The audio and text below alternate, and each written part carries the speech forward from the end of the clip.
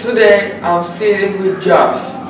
Josh, he wants to be very famous baseball player, but his family, they don't want him to be very famous baseball player because he's wasting all his time playing baseball. So Josh, what is your family like? A very good family.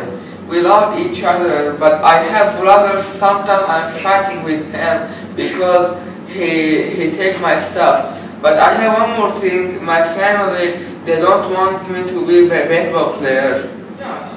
What is your favorite position? Position is the baseball bat because I like to play baseball. So Josh, who is your best friend? My friend is Jimmy because he helped me to play baseball and to be a very good baseball player. Josh, what are you best at? Best in playing baseball because I'm practicing very hard. So Josh, what is your biggest fear? My biggest fear to lose baseball game because if you lose, I think I'm not good in baseball. Josh, what are you most proud of? I'm a good baseball player and everyone helps me. What do you like about yourself? I'm working hard in baseball. Do you have any magical items or power? I don't. The only power I think I have it in baseball. Josh, do you think the future is hopeful? Because very soon I will become very famous baseball player. Are you better leader or follower? Follower, because I like to learn from the people. Just for letting interview you